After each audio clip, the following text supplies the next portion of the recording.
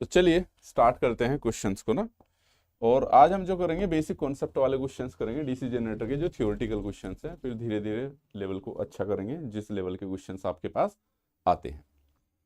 तो जो बच्चे देख रहे हैं कमेंट करके जवाब दे सकते हैं। तो इसमें पूछा कि what is the principle of DC generator, DC generator का प्रिंसिपल क्या है आपके पास।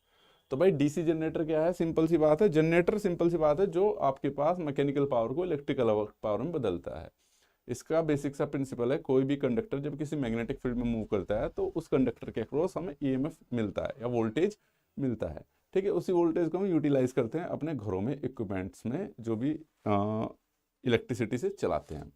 क्लियर है। तो इस प्रिंसिपल को क्या कहते हैं, इलेक्ट्रोमैग्नेटिक इंडक्शन, कि जब कोई कंडक्टर किसी मैग्नेटिक फील्ड के फ्लक्स को कट करता है उसमें ईएमएफ इंड्यूस होता है।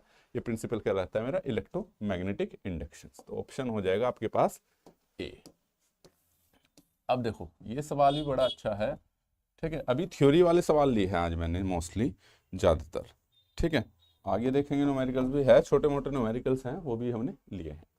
ठीक है, और बाकी अच्छे खासे लेवल के न्यूमेरिकल्स बुक्स में अवेलेबल हैं। पहले तो हमें बेसिक वाले ही आने चाहिए, है ना, इनमें भी बहुत कन्फ्यूजन रहता है। तो what is the purpose of commutator in DC generator, ये बड़ा अच्छा सवाल है। मैं बता दूं डीसी जनरेटर और डीसी मोटर इनकी कंस्ट्रक्शंस एकदम सेम रहती है, यानी कि आप मोटर को जनरेटर की तरह, जनरेटर को मोटर की तरह यूज़ कर सकते हो। ठीक है, ये सारी चीज़ें हमने बता रखी है थ्योरी लेक्चर्स में। ठीक है, वो आपको एप्लीकेशन पर मिल जाएंगे कि क्यों होता है, कैसे होता है, वो सब प्रोसेस इसमें बता रखी है। यहाँ पे मोटी मोटी बात डिस्कस करेंगे बस। तो डीसी जनरेटर में कम्यूटेटर का काम क्या है, तो आपके पास कोई भी जनरेटर हो उसके आर्मेचर में हमेशा एसी ही प्रोड्यूस होती है। तो क्योंकि डीसी जनरेटर में आउटपुट में क्या चाहिए, डीसी चाहिए, तो इसलिए अगर आउटपुट में डीसी चाहिए वहां पे यूज करते हैं कम्यूटेटर का, टू कन्वर्ट द किसमें, एसी टू डीसी। अगर यही केस मोटर में आ जाता तो ये याद रखना, मोटर में ये उल्टा होता है भाई, डीसी टू एसी। इस चीज का याद रखना। अगर यहाँ पे बच्चे बहुत कंफ्यूजन करते हैं, ठीक है, मैं बता दूं क्या कंफ्यूजन करोगे आप। यहाँ पे डीसी जनरेटर की जगह अगर मशीन हो जाता ना, कि डीसी मशीन में बताओ, तो मशीन तो भाई डीसी जनरेटर भी डीसी मशीन है आपके पास और मोटर भी मशीन है। तो वहां पे अगर ऑप्शन ये आता है एसी टू डीसी और डीसी टू एसी, तो देन दोनों लगाओगे आप। अगर किस केस में पूछा उसने, मशीन वाले केस में। अगर जनरेटर के केस में पूछा है तो आप ये लगाओगे, जनरेटर के केस में ये लगाओगे। अगर मोटर के केस में पूछा है तो ये लगाओगे। लेकिन मैं बता दूं फिर भी ज्यादातर बहुत सी जगह ये ऑप्शन भी नहीं रहता है, तो वहां डीसी मशीन भी लिखा रहता है। तो आपके पास दो ऑप्शन रहते हैं, या तो डीसी टू एसी या एसी टू डीसी। तो प्रेफरेंस आप जनरेटर वाले को दोगे। आई बात समझ में, क्लियर है भाई। ठीक है, इस चीज को दिमाग में रखना कि कब कौन सा प्रेफरेंस देना है। ठीक है, तो मैंने डाउट क्लियर कर दिए हैं क्योंकि बच्चों को बहुत दिक्कत रहती है इनमें। चलिए नेक्स्ट क्वेश्चन पे आ जाते हैं। अब आपके पास देखिए वो क्या कहता है, ये क्वेश्चन देखिए क्या कह रहा है। बाकी आप कमेंट करके जवाब दो तो ज़्यादा बेटर रहेगा।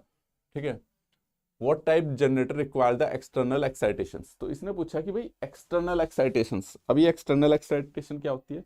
मुझे पता है कि भाई मेरे पास ये जनरेटर का क्या होता है, डायग्राम होता है, ये फील्ड होता है आपके पास, ये आपके पास आर्मेचर रहता है, यहाँ से हम सप्लाई लेते हैं बाहर, है ना, लोड पे लोड।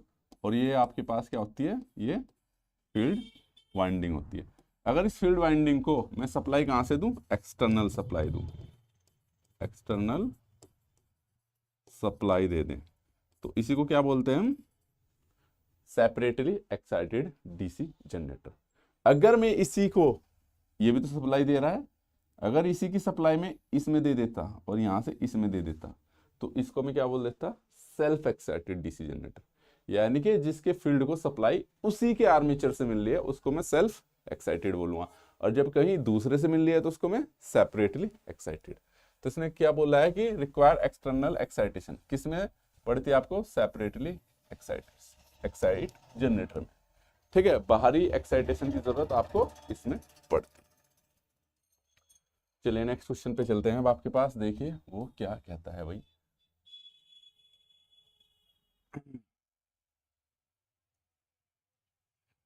चलिए ये देखिए कह रहा है कि डीसी जनरेटर में ब्रशेस का क्या कार्य है, what is the function of brushes in DC generator.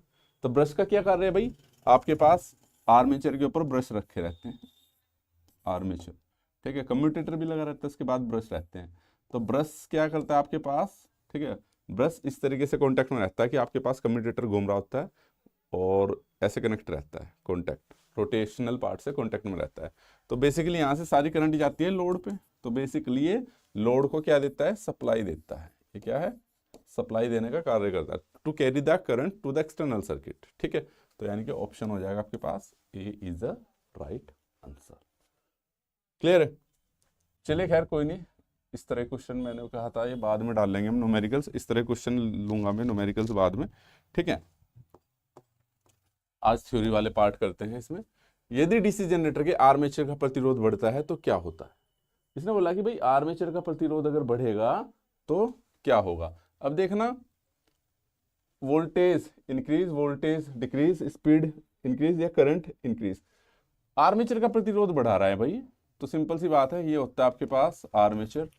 अगर मैं आर्मेचर का प्रतिरोध बढ़ा दूं तो वोल्टेज की टर्म्स में देखते हैं हम जरा, V इक्वल टू क्या होता है, EG माइनस के IA RA। तो अगर मैं इसको बढ़ाऊंगा तो आर्मेचर जो करंट है आपके पास, ठीक है, ये किसके ऊपर डिपेंड करती है, लोड पे। अब सिंपल सी बात है, यहां पर जो लोड है वो तो अपनी पूरी करंट लेगा भाई, वो तो अपनी पूरी करंट लेगा।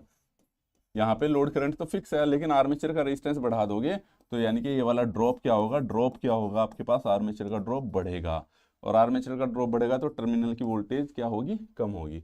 तो वोल्टेज डिक्रीज, स्पीड क्या बोलते हैं, डिक्रीज ऐसा नहीं होगा, ठीक है। करंट इंक्रीज, करंट तो इंक्रीज होगी नहीं, क्योंकि करंट किसके ऊपर डिपेंड करती है, लोड के ऊपर। तो आपके पास ऑप्शन क्या रहेगा, सिर्फ बी ऑप्शन रहेगा, बाकी और नहीं। वोल्टेज आपकी बढ़ नहीं सकती है, ठीक है, वोल्टेज इसके ऊपर डिपेंड कर रही है आपके पास, ठीक है। यानी कि जब ये बढ़ेगा तो इसने बोला कि मैं रेजिस्टेंस, अब आपके दिमाग में आ रहा होगा कि सर अगर मैं आर्मेचर का रेजिस्टेंस बढ़ाऊंगा तो करंट तो कम होनी चाहिए, और आप इसको फिक्स बोल रहे हो। तो मैं बता दूं, आपके पास जो मेरे पास लोड होता है, लोड सिंपल सी बात है, करंट क्या रहती है आपके पास, V अपॉन के R। जो मेरे पास ये वाली वोल्टेज है, ठीक है, ये फिक्स रहती है। अब आपको हो गया कि सर यहाँ पे ड्रॉप होगा तो कम होगी, कम तो होगी, ये तो हम आइडियल कंडीशन की बात मान के चल रहे हैं, कम तो होगी, लेकिन इतनी ज्यादा कम नहीं होने की। आई बात समझ में, ठीक है। तो ये वाली वोल्टेज जो है आपके पास, सॉरी मैं गलत बोल गया, एक सेकेंड। तो इस वाली वोल्टेज की बात कर रहा, टर्मिनल वोल्टेज पे। तो जब मैं करंट का बोलना चाह रहा था, वोल्टेज को भूल गया हूं। तो आप कहोगे कि सर जब रेजिस्टेंस बढ़ेगा तो आपके पास करंट तो कम होगी, तो यहाँ पे टोटल करंट कम हो सकती है आपकी, टोटल करंट कम होगी, और वो भी बहुत कम मात्रा में कम होगी। लेकिन जो आपके पास लोड में करंट जा रही है, ये सिर्फ आपकी वोल्टेज के ऊपर डिपेंड करती है, और वोल्टेज क्या नाम है के ऊपर डिपेंड कर रही है, तो करंट में इतना बदलाव नहीं होगा। आई बात समझ में, तो वोल्टेज डिक्रीज होगी। चलिए नेक्स्ट क्वेश्चन पे आ जाते हैं अब आपके पास।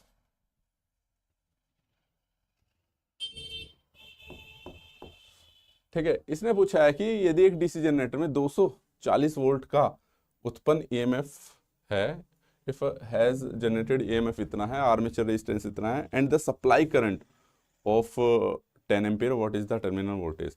तो इसने बोला भाई आपके पास डीसी जनरेटर है, अगर नहीं भी दे रखा है ना, हम तो शंट ही मान के चल लेते हैं यार। वैसे तो इन्हें क्वेश्चन पूरा करके देना चाहिए, लेकिन हम मान लेते हैं ज्यादातर क्वेश्चन ना आपके पास शंट पे आते हैं, ठीक है। स्पेसिफाई नहीं है तो शंट मान लेना। तो ये EG है, ये आपके पास V है, यहाँ से IA है, ये IL होती है आपके पास।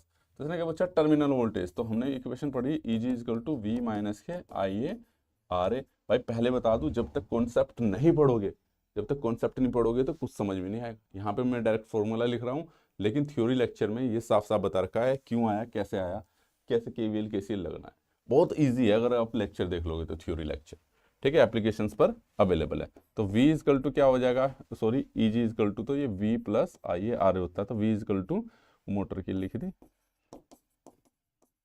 ये रहने वाला है। तो EG की वैल्यू कितनी है आपके पास, जनरेटेड ईएमएफ 240, और इसने बोला कि भाई सप्लाई करंट, ठीक है, इसने बोला सप्लाई करंट 10 है और RA है 0.2, तो 2 वोल्ट हो गया आपके पास। तो 240 माइनस के 2, 280, 38 वोल्ट। ऑप्शन, ऐसे छोटे छोटे सवाल आपके पास आते हैं। चलिए नेक्स्ट क्वेश्चन पे चलते हैं। अब आपके पास वो देखिए क्या कहता है।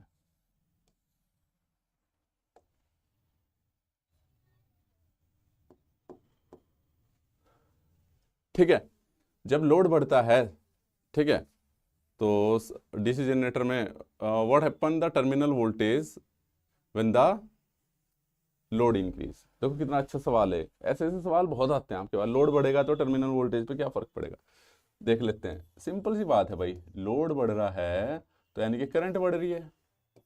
लोड बढ़ने का करंट से मतलब समझते हो, काफी बच्चों को देखो मैं बता दूं। मान लो भाई यहाँ पे V वोल्ट है, 1 एम्पीयर करंट ले रहा, एक बल्ब लगा है, ये दूसरा बल्ब आपने एक होल लगा दिया, लो जी एक। अब यहाँ पे टोटल करंट तो बढ़ गई ना, टोटल करंट बढ़ गई ना आपके पास। जैसे जैसे करंट बढ़ता है, जैसे जैसे करंट बढ़, लोड बढ़ने पे हमेशा करंट क्या होता है, बढ़ता है। क्यों क्यों बढ़ता है, क्योंकि लोड के अक्रॉस वोल्टेज फिक्स रहती है, हर लोड अपना इंडिविजुअल करंट खींचता है। तो इसलिए आपके पास मान लो 1 एम्पीयर ये ले रहा तो करंट बढ़ती जाती है।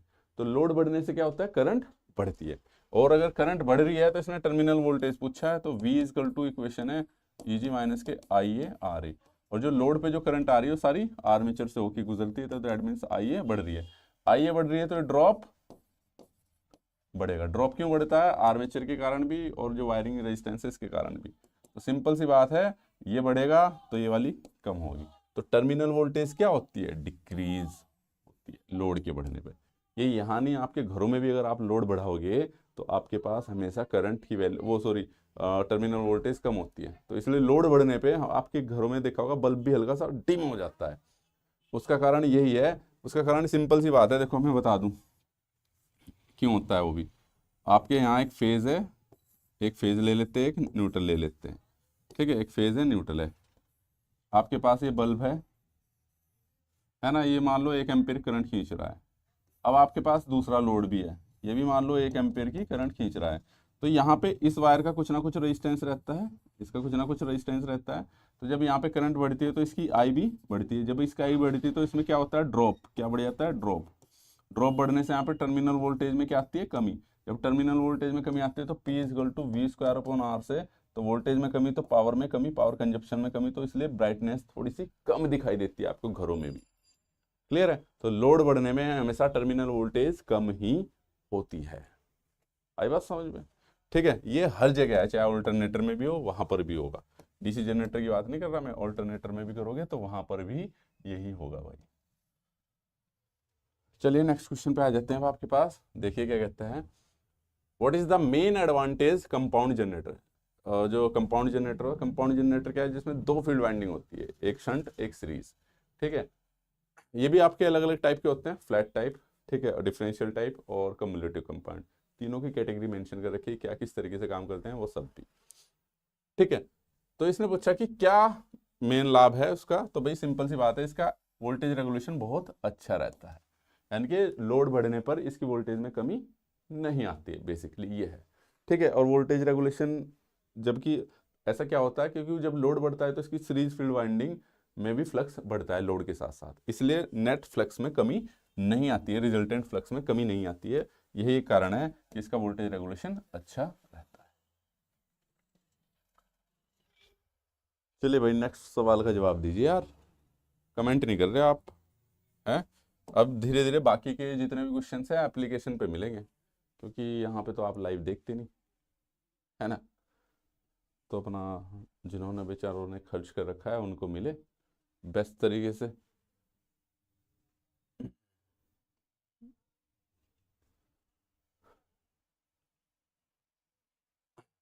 चलिए अच्छा, ये किस प्रकार के जनरेटर में लोड करंट फील्ड वाइंडिंग से होकर गुजरता है। ठीक है, इसने पूछा जनरेटर में ना, in which generator type does load current flow through the field winding. तो भाई कौन से उसमें, तो जो आपके पास सीरीज वाला होता है उसी में सीरीज फील्ड वाइंडिंग ये रहती है, और लोड आपके पास यहाँ लगा रहता है RL। तो जो आर्मेचर करंट वही सीरीज से होके गुजरेगा, वही लोड से। तो IA हो जाएगी, यहाँ पे ISC हो जाएगी, और यहीं पे IL हो जाएगी। तो तीनों में सेम करंट जा रही है। तो सीरीज फील्ड जनरेटर ऐसा है जिसमें आपके पास जो लोड करंट है वही आर्मेचर से गुजरती है, वही फील्ड से होके गुजरती है। तो फील्ड वाइंडिंग से होके गुजरता है। इसने पूछा किस टाइप की। चलिए नेक्स्ट क्वेश्चन पे आ जाते हैं अब आपके पास।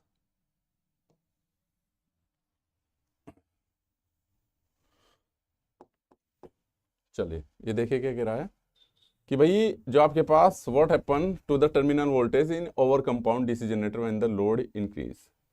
ठीक है, तो बताओ भाई क्या होता है आपके पास। अब सिंपल सी बात है, ओवर कंपाउंड मोटर में है, चलो बताइए। ठीक है, तो मोटर कौन सा भी हो, मैंने क्या बता रखा, ई जी इजकल टू माइनस के आई ए आर ए प्लस के आर एस ई, ये चीज रहती है आपके पास। ठीक है, तो जब मेरी आर्मेचर करंट बढ़ेगी यानी कि लोड बढ़ने पे बढ़ेगा तो ड्रॉप तो बढ़ेगा, तो वोल्टेज तो क्या होगी, डिक्रीज होगी। क्या होगी आपके पास, डिक्रीज होगी। नेक्स्ट क्वेश्चन है आपके पास,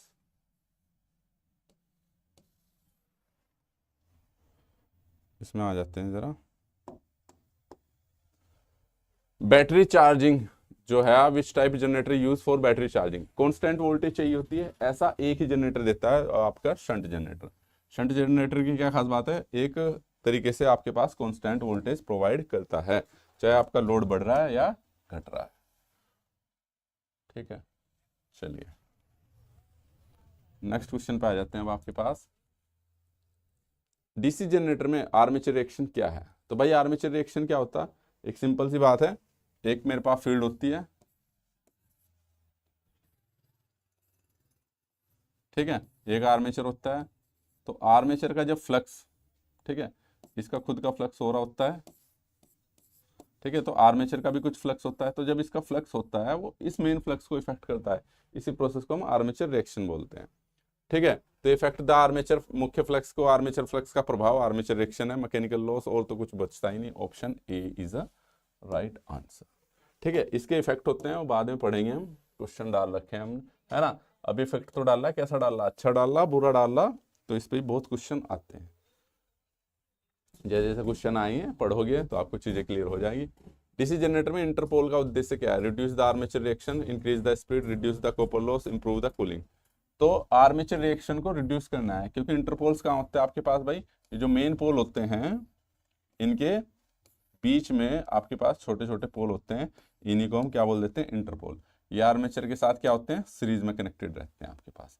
सीरीज में क्यों रहते हैं, क्योंकि जब आपके पास आर्मेचर रिएक्शन की करंट बढ़ती है तो इनका भी फ्लक्स बढ़ता है, और इनको इस तरीके से डिजाइन करते हैं वाइंडिंग, ताकि मेन फ्लक्स के जो इफेक्ट है उसके साथ स्ट्रेंथ का काम करे, या आर्मेचर रिएक्शन का जो वो है फ्लक्स, आर्मेचर का फील्ड फ्लक्स है, आर्मेचर का जो फ्लक्स है उसको रिड्यूस करने का काम करे, यानी कि आर्मेचर रिएक्शन को कम करने का काम करते हैं।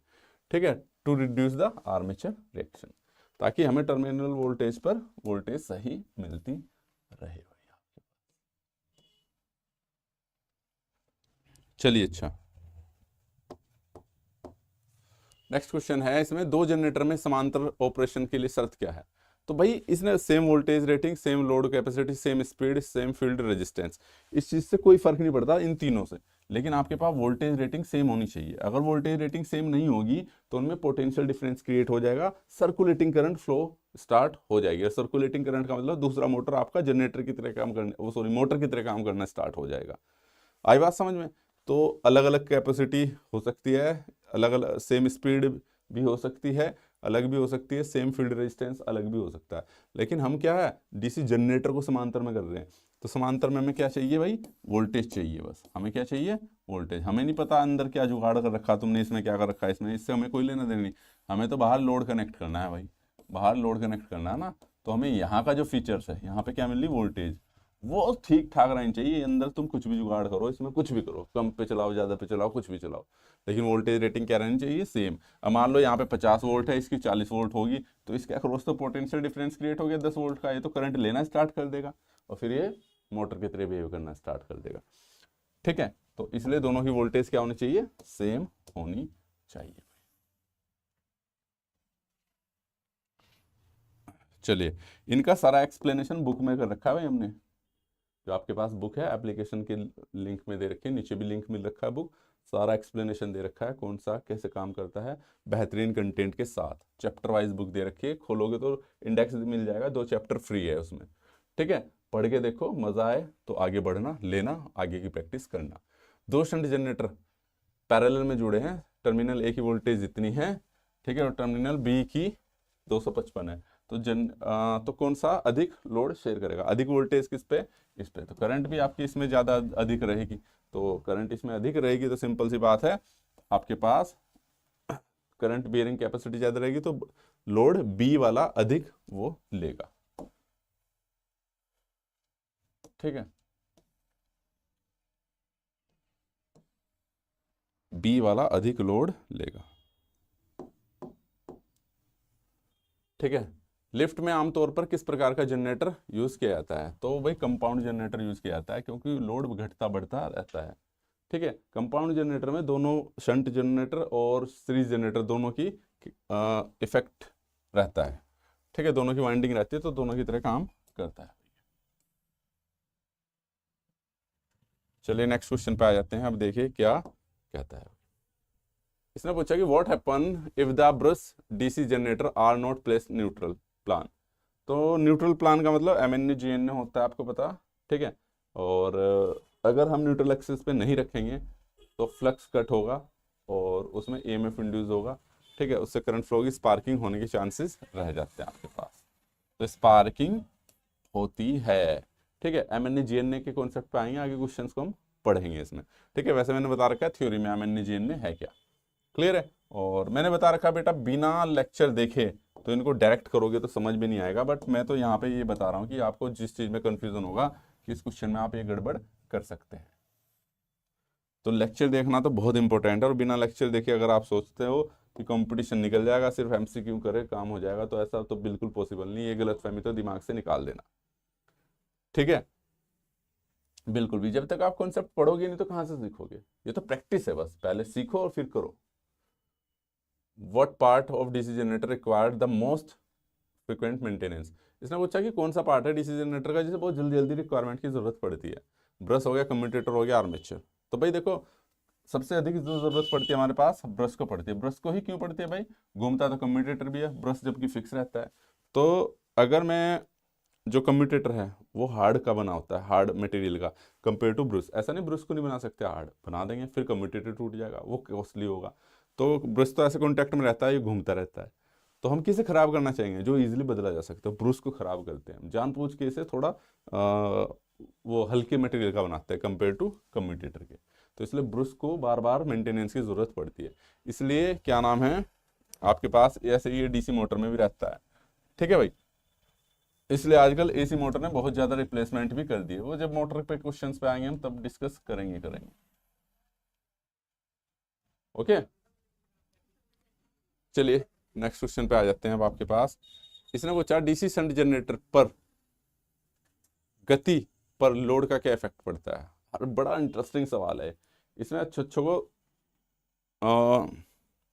मतलब अच्छे को जवाब नहीं पता रहता भाई। ये पता है कि कम होती है लोड बढ़ने पे, सिंपल सी बात है। इसमें तो हमें पता है कि गति कम होती है, क्यों होती है कैसे होती है, इस पर एक शॉर्ट वीडियो बना रखी मैंने वैसे, ठीक है। तो आपके पास शंट जनरेटर है, गति बढ़ने पर क्या प्रभाव पड़ता है। तो भाई आपके पास इसने किसका पूछा है, अब देखो इसके ऑप्शन के हिसाब से जवाब दूंगा मैं। Remain almost same, increase significantly, ठीक है, काफी घटता है, उतार चढ़ाव पैदा करता है, तो लगभग सेम रहता है। कौन सा पूछा, शंट है ना। हाँ, शंट में, शंट क्या है, लोड बढ़े या घटे आपके पास उसकी वोल्टेज पर कोई प्रभाव नहीं पड़ता है, ये आइडियल कंडीशन है। लेकिन मैं बता दूं अगर इसमें ऑप्शन ही होता ना स्लाइटली रिड्यूस, यानी कि बहुत कम रिड्यूस होता, बिल्कुल होगा, क्योंकि सिंपल सी बात है भाई, टर्मिनल वोल्टेज भी क्या है शंट जनरेटर, EG=IA आप कह रहे हो लोड बढ़ेगा तो सिंपल सी बात है करंट, आर्मेचर करंट बढ़ेगी, आर्मेचर करंट बढ़ेगी तो ड्रॉप बढ़ेगा, और ड्रॉप बढ़ेगा तो सिंपल सी बात है तो मेरे पास टर्मिनल वोल्टेज कम होगी। लेकिन ये बहुत कम रहती है कंपेयर टू सीरीज के और दूसरे अदर उसमें। आई बात समझ में, ठीक है। अब मैं बता दूं ऐसा क्या होता है कि हमारे पास जब लोड बढ़ता है, जबकि इलेक्ट्रिकली कनेक्शन नहीं रहता रोटर के बीच में और आपके पास इलेक्ट्रिकली कनेक्शन के बीच में, कोई आपके पास मैकेनिकली वो नहीं रहता है। अगर आप देखो कायदे से तो देखो क्या रहता है इंफ्रास्ट्रक्चर में, ये आपके पास मैग्नेटिक फील्ड, ये आपके पास आर्मेचर, इसका मैग्नेटिक फील्ड लिंक कर रहा है, और इसको मैं प्राइम मूवर से घुमा रहा हूँ, किससे, प्राइम मूवर से इसको घुमाते हैं, और यहाँ से हम इलेक्ट्रिकली कनेक्शन लेते हैं। यहाँ पे लोड बढ़ता जाता है, यहाँ पे लोड बढ़ता जाता है, तो कोई इसका कनेक्शन तो है नहीं, देखो मैकेनिकली बस इलेक्ट्रिकली हमने कनेक्शन ले रखा है, तो यहाँ पे लोड बढ़ने पे ऐसा क्या प्रोसेस होता है कि इसकी स्पीड में कमी आती है। तो जब लोड बढ़ता है तो आपकी आर्मेचर करंट बढ़ती है, जब आर्मेचर करंट बढ़ता है तो इसका टॉर्क भी दो चीजों के ऊपर निर्भर करता है, फाई आई है। तो जब इसका आर्मेचर करंट बढ़ता है तो सिंपल सी बात है, यहाँ पे एक ये मैकेनिकल उसकी तरह भी तो काम कर रहा है, मोटर की तरह मैग्नेटिक फील्ड भी है, करंट कैरिंग कंडक्टर भी है। तो जो करंट कैरिंग कंडक्टर है वो किसके खिलाफ काम करता है आपके पास, प्राइम मूवर के। यानी कि इस पे लगने वाला जो इलेक्ट्रिकली कंपोनेंट के कारण जो टॉर्क डेवलप हो रहा है, एक टॉर्क तो इसके जरिए डेवलप हो रहा है जिसे मैं प्राइम मूवर से घुमा रहा, एक टॉर्क आपका इसके कारण भी बनता है जो होता है मेरे पास टॉर्क मोटर में पढ़ते हो EB इंटू आई है, ठीक है, आई पास सॉरी आई इंटू फाई है, और उसमें टॉर्क में ना मोटर की केस में, ठीक है। तो एक टॉर्क मेरा इसके कारण बन रहा है, ये वाला जो टॉर्क है जो इलेक्ट्रिकली कंपोनेंट के कारण बन रहा है, जो फ्लक्स और IA के कारण बन रहा है, वो अपोज करता है इसका, क्योंकि ये अधिक होता है तो इसलिए घूम जाता है। तो जब आप करंट बढ़ाओगे तो बढ़ता जाएगा, तो इसका टॉर्क बढ़ेगा तो स्पीड में क्या आती है, कमी आती है, ठीक है। लेकिन यहाँ पे लगभग कांस्टेंट रखा गया है, ये सारा ऑप्शन के ऊपर डिपेंड है हमें कब कौन सा जवाब देना है। क्लियर है, ठीक है भाई। तो चलिए, ठीक है, तो चलिए लगभग ये 50 क्वेश्चन मैं करा रहा हूँ, टोटल 50 क्वेश्चन हैं आपके पास, जो मैंने बहुत इंपॉर्टेंट क्वेश्चन सेलेक्ट किए हैं जो आमतौर पे हर एग्जाम में आते हैं। मैक्सिमम क्वेश्चन के लिए आपको बुक पे जाना पड़ेगा, उसकी प्रैक्टिस करनी पड़ेगी। चलिए, अच्छा, कॉन्सेप्ट समझने के लिए आप थ्योरी लेक्चर देख सकते हैं, वो भी अवेलेबल है। तो इसने पूछा है कि भाई what is the main reason for the eddy current losses in a DC generators. तो एडी करंट का रीजन क्या है आपका डीसी जनरेटर में। तो भाई एडी करंट चाहे आपके पास डीसी जनरेटर में हो, चाहे ट्रांसफॉर्मर में हो, चाहे इंडक्शन मोटर में हो, कारण एक ही है सब जगह, ऐसा नहीं कि डीसी जनरेटर में अलग होगा, ठीक है। उसका कारण क्या है आपके पास, magnetic flux cutting the armature core, बिल्कुल ठीक है। क्योंकि एडी करंट क्या है, क्योंकि जो आपका फ्लक्स है वो आर्मेचर कोर को कट करता है, तो उसमें ईएमएफ इंड्यूस होता है, उसके कारण करंट प्रोड्यूस होती है, ठीक है। तो क्या रहता है आपके पास, मैग्नेटिक फ्लक्स जो है, क्योंकि फ्लक्स आपके पास सिंपल सी बात है कंडक्टर को भी कट करता है, अब जब कंडक्टर को कट करता है उसमें ईएमएफ इंड्यूस होता है, ठीक है। तो यहां पे किसको कट करता है, आपके पास आर्मेचर की कोर को कट करता है। अब देखो कोर में यहीं पे 3-4 चीजें बता दूं। कोर देखा आपने, अगर कोर को मैं मोटा बनाऊंगा, मोटे का मतलब है आपने कोर देखी ट्रांसफॉर्मर की या किसी मशीन की, वो पतली पतली पत्तियों से जोड़ के बनाई जाती है, पतली पतली जो पत्तियां होती है ना उनको जोड़ के बनाई जाती है। तो अगर आप उनकी जगह एक मोटा कोर लो तो उस पर क्या होगा, मुझे पता वो फ्लक्स इसको भी कट करेगा, तो मोटे कोर का मतलब यानी कि इसका रेजिस्टेंस क्या रहेगा, inversely proportional to cross section area रहता है। रेजिस्टेंस अधिक, सॉरी क्रॉस सेक्शन एरिया अधिक तो रेजिस्टेंस कम, तो इसमें एडी करंट बहुत ज्यादा प्रोड्यूस होगी, हीट करेगी, जल जाएगी वाइंडिंग जो इस पर लगी हुई होगी भाई।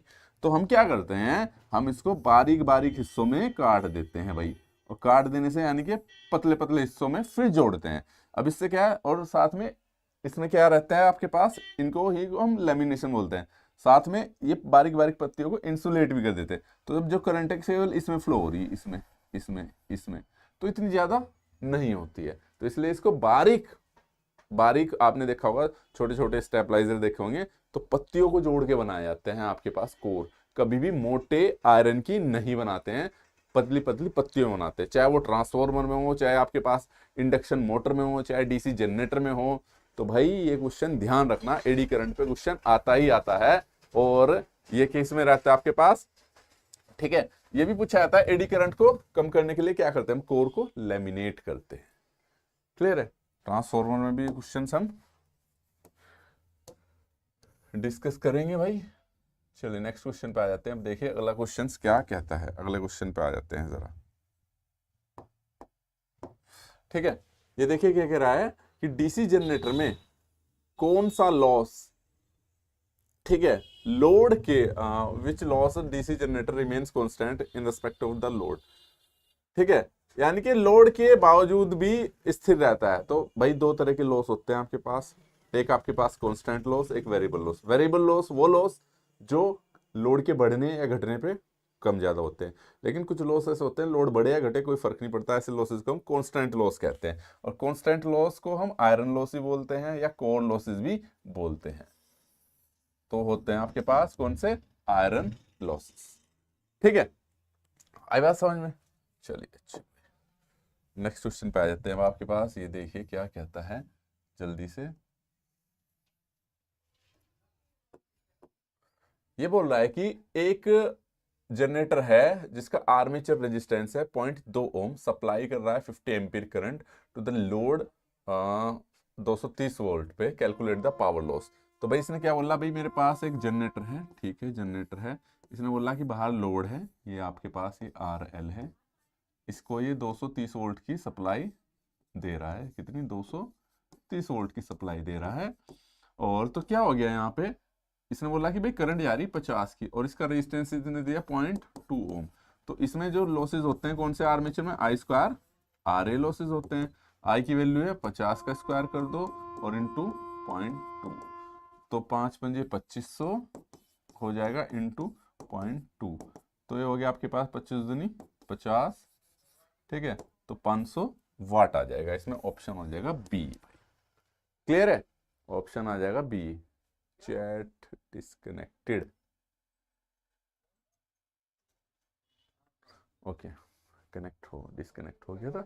चलिए भाई अगले क्वेश्चन पे आ जाते हैं। ये देखिए क्या कहता है जरा,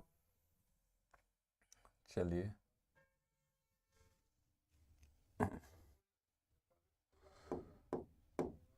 ये देखिए क्या कह रहा है, डीसी जनरेटर में आर्मेचर रिएक्शन का ईएमएफ पर क्या प्रभाव पड़ता है। तो इसने पूछा आर्मेचर रिएक्शन भाई क्या फर्क पड़ता है, what is the effect of armature reaction on generated EMF.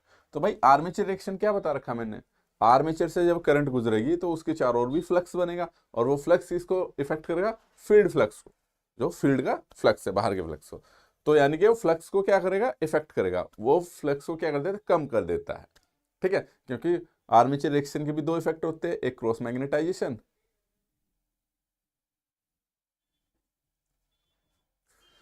Sir क्या आपने, नहीं बेटा मैंने नहीं लगाई मैं RTI क्यों लगाऊंगा, ठीक है।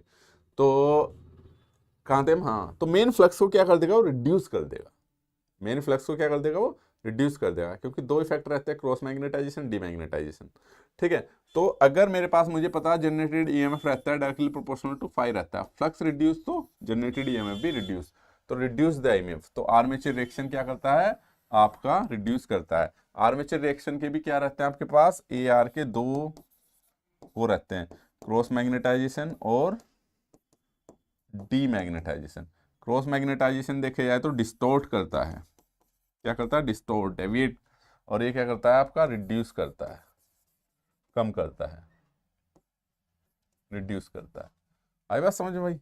चलिए नेक्स्ट क्वेश्चन पे चलते हैं। बाकी ये थ्योरी में मैंने बहुत अच्छे से बता रखा, जब आपने आर्मेचर रिएक्शन पढ़ा होगा तो उसमें बता रखा किधर MN शिफ्ट होते हैं, किधर GN। ये चीजें भाई आपको मैं बता दूं, बिना कॉन्सेप्ट के समझ में नहीं आएगी, और कॉन्सेप्ट के साथ आपको थ्योरी लेक्चर देखने पड़ेंगे, ठीक है, थ्योरी लेक्चर देखने ही पड़ेंगे आपको। What happened to the terminal voltage DC generator if the load resistance decrease? अब देखो बड़ा अच्छा सवाल है, ये सारे सवाल कॉन्सेप्ट के साथ ही होंगे कि क्या घटेगा क्या बढ़ेगा, ठीक है। अब आ जाते हैं इस पे। इसने बोला कि भाई मेरे पास क्या है, सिंपल सी बात है, ये मेरे पास जनरेटर है और यहां से आपके पास सप्लाई वोल्टेज V आती है। इसने बोला कि भाई मेरे पास, इसने बोला है, देखो ध्यान रखना, लोड का रेजिस्टेंस डिक्रीज होता है।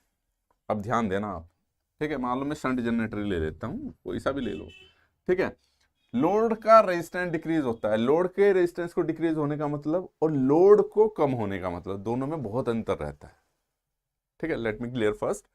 अगर देखो ध्यान रखना, ये मेरे पास 10 ओम है, ध्यान रखना, अभी 10 ओम का लोड मेरे पास ये है, मोटा मोटा उदाहरण दे रहा हूं, है ना। और मान लो ये यहाँ पे 100 वोल्ट की क्या दे रहा है, सप्लाई दे रहा है। तो सिंपल सी बात है, इसमें जाने वाली करंट 100 वोल्ट, इसमें जाने वाली करंट 10 एम्पियर हो जाएगी, क्योंकि V/R से, और इसमें जाने वाली करंट भी कितनी हो जाएगी भाई आपके पास, 10 एम्पियर हो जाएगी, क्योंकि 100/10 10 एम्पियर। अब ध्यान रखना, अगर मैं इसके अक्रॉस रेजिस्टेंस मानता हूं, इफेक्टिव रेजिस्टेंस कितना रहेगा, दोनों पैरेलल में है, तो इफेक्टिव रेजिस्टेंस रहेगा आपके पास R इफेक्टिव इस वक्त रहेगा आपके पास 10 और 10 सेम रहेगा, तो 10 × 10 अपॉन 10 + 10 5 ओम आ जाएगा आपके पास, ये वाला। लेकिन अब मैं क्या करता हूं, मैं इसको हटा देता हूं, किसको, इस वाले पोर्शन को। अब इफेक्टिव रेजिस्टेंस कितना है, 10 ओम। इससे क्या पता चलता है, जब ये था दोनों का मिला के 5 ओम आ रहा था, ये था तो 10 ओम आ रहा। रिड्यूस कब हो रहा है, जब आप दूसरा लोड कनेक्ट कर रहे हो, और लोड कनेक्ट करोगे ना अगर आप, ठीक है, सेम उसका है 10, तो 10/3 हो जाएगा, तो तब 3 पॉइंट समथिंग, और करते जाओगे 5 करोगे, 2 5 ऐसे ही लगा दोगे 2। तो पैरेलल में जब भी हम लोड बढ़ाते हैं, लोड बढ़ाने का मतलब पैरेलल में ही होता है आमतौर पर, ठीक है। स्पेशली मेंशन कर दिया कि सीरीज में है तो बात दूसरी है, लेकिन मैं बता दूं जब भी मैं पैरेलल में लोड बढ़ाऊंगा तो इसका मतलब मेरा रेजिस्टेंस क्या होगा, रिड्यूस होगा। रेजिस्टेंस क्या हो गया, रिड्यूस। याद रखना, लोड रेजिस्टेंस रिड्यूस हो रहा है, आर्मेचर का रेजिस्टेंस रिड्यूस नहीं, ये फिक्स रहता है। तो अगर रिड्यूस हो रहा है, टोटल रेजिस्टेंस रिड्यूस हो रहा है, और लगाऊंगा तो और कम हो जाएगा टोटल रेजिस्टेंस। तो रेजिस्टेंस रिड्यूस होने से मेरी क्या बढ़ेगी, करंट को बढ़ेगा। इसने क्या पूछा, टर्मिनल वोल्टेज। तो टर्मिनल वोल्टेज का फॉर्मूला Eg माइनस के IA RA होता है जनरेटर के केस में। तो जैसे जैसे मैं लोड बढ़ा रहा हूं, रेजिस्टेंस कम हो रहा, तो टोटल करंट यहां पे यानी कि जो आर्मेचर से आ रही है वो बढ़ रही है। अगर आर्मेचर करंट बढ़ेगी तो मेरी टर्मिनल वोल्टेज क्या हो जाएगी, रिड्यूस हो जाएगी। तो इसमें बच्चे बड़े कंफ्यूज रहते हैं। बच्चे पता कंफ्यूज कैसे रहते हैं, बच्चे कहते हैं अच्छा लोड डिक्रीज हो रहा है, यानी कि एक हमारे पास एक कम हो गया लोड, तो करंट कम हुई, करंट कम हुई तो ड्रॉप कम हुआ और वोल्टेज बढ़ गई। तो याद रखना, इसमें कोई भी गलत फहमी में बिल्कुल नहीं पड़ना है। तो क्या होगा, ये टर्मिनल वोल्टेज डिक्रीज होगी। वो कहता कि हाँ लोड बढ़ रहा है, तो देन लोड बढ़ने का मतलब है रेजिस्टेंस कम होना, या रेजिस्टेंस के डिक्रीज होने का भी वो होना। वो कहता आपसे कि हाँ भाई लोड का रेजिस्टेंस बढ़ रहा है, लोड का रेजिस्टेंस बढ़ रहा है, देन आपकी वोल्टेज क्या होती, देन आपकी बढ़ती, क्योंकि लोड की करंट कम होती। आई बात समझ में, किसी को कोई दिक्कत भाई यहां तक? चलिए नेक्स्ट क्वेश्चन पे चलते हैं। अब आपके पास कोई दिक्कत होगी तो भाई बता देना। ये सारे थ्योरी में मैंने लेक्चर में बेहतरीन तरीके से कॉन्सेप्ट समझा रखे हैं भाई। इसने बोला कि the change in armature current is called, ठीक है, आर्मेचर की करंट में होने वाले परिवर्तन को कहते हैं। चलिए, तो भाई इसने क्या है, आर्मेचर की करंट में होने वाले परिवर्तन को कहते हैं। आर्मेचर की करंट में अगर परिवर्तन हो रहा है तो उसको क्या बोलते हैं, कम्यूटेशन बोलते हैं। क्या बोलते हैं हम, कम्यूटेशन, ठीक है, क्योंकि आर्मेचर में AC प्रोड्यूस होती है और आउटपुट में DC मिलती है। क्या मिलती है भाई, DC मिलती है। चलिए नेक्स्ट क्वेश्चन पे आ जाते हैं हम आपके पास। इसने बोला कि how many parallel path in the duplex lap winding, ठीक है, 4 पोल लैप वाइंडिंग पूछा है, और कितने 4 पोल DC मशीन है। तो मुझे पता है लैप वाइंडिंग के लिए A इक्वल टू क्या रहता है, P, और वेव वाइंडिंग के लिए क्या रहता है, A इक्वल टू 2। तो लेकिन इसने डुप्लेक्स वाइंडिंग बोल दिया, तो 4 पोल है तो 2 इंटू P, 2 गुना P हो जाएगा। ट्रिप्लेक्स बोलता है तो 3 इंटू P हो जाता है, तो 2 इंटू 4 यानी कि 8 पाथ रहेंगे आपके पास ना, पैरेलल पाथ 8 रहेंगे। क्लियर है? गुड इवनिंग भाई, गुड इवनिंग। चलिए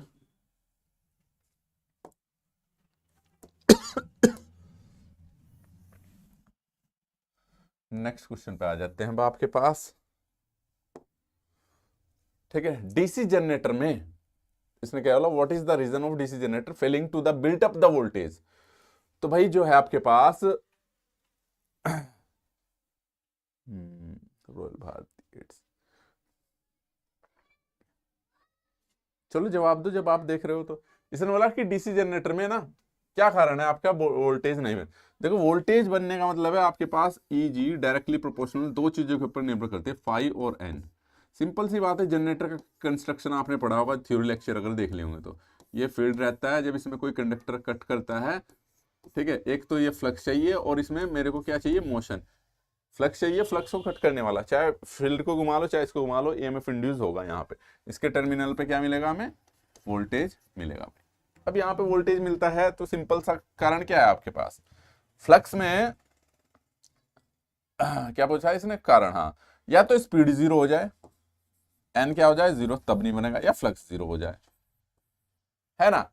तो क्या है अब आपके पास, इसमें ऑप्शन के हिसाब से जाते हैं, ब्रश का ढीला होना, armature resistance more, field resistance above the critical resistance, और prime mover is running at the above the rated speed. ये तो चल रहा है, अब देखो तीसरा ऑप्शन है यहाँ पे कि field resistance is above the critical resistance.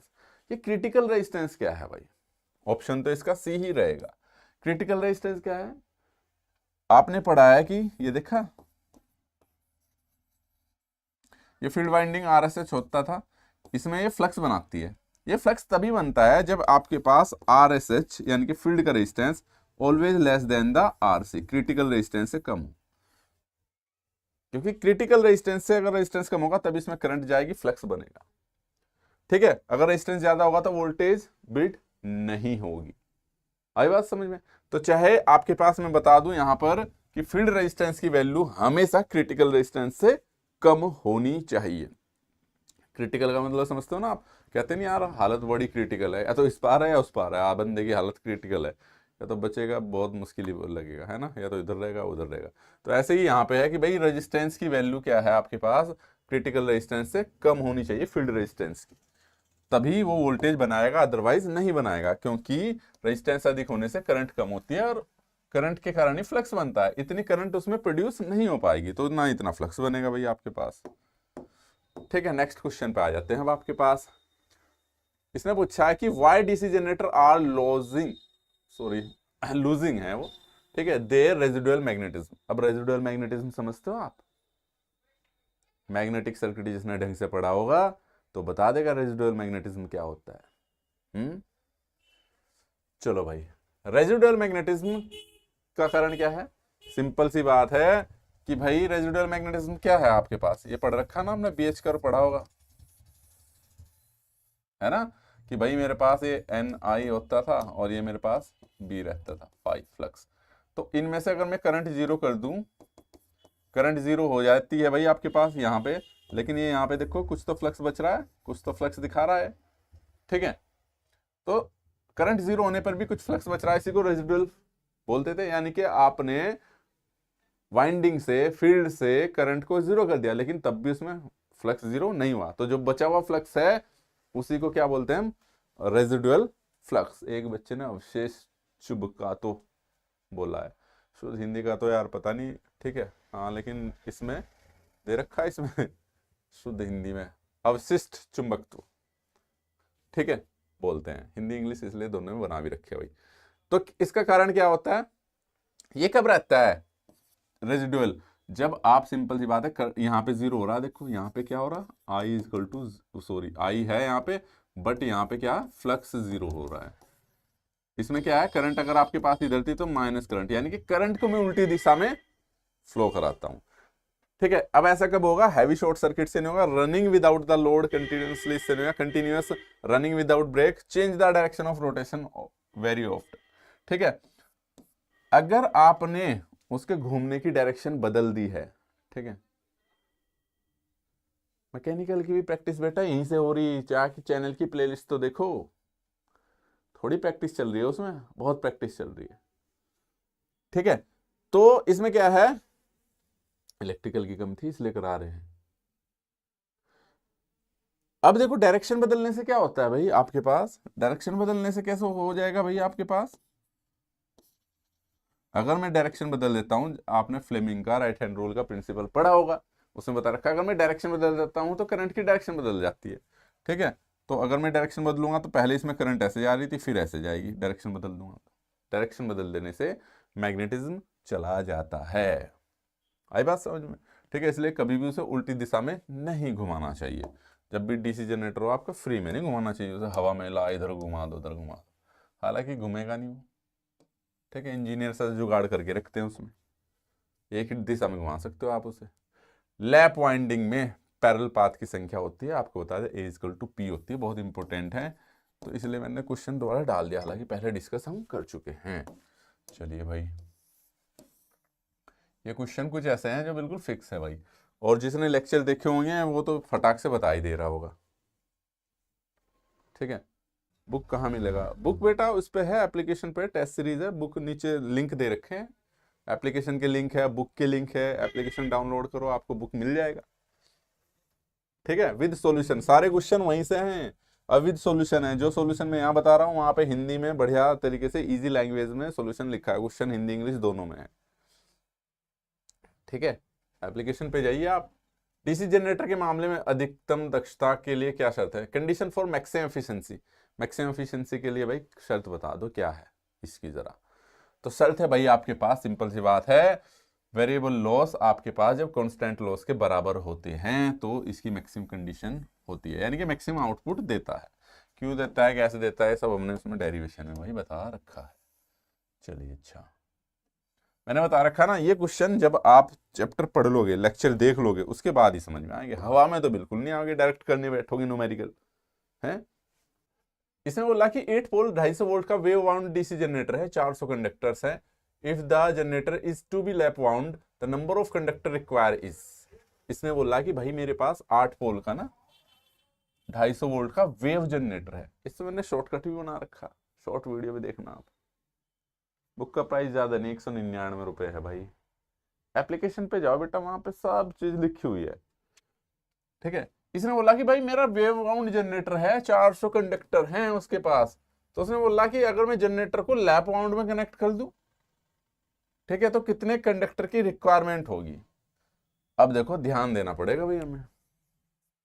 इसने बोला कि 8 पोल और 250 वोल्ट का 400 कंडक्टर है।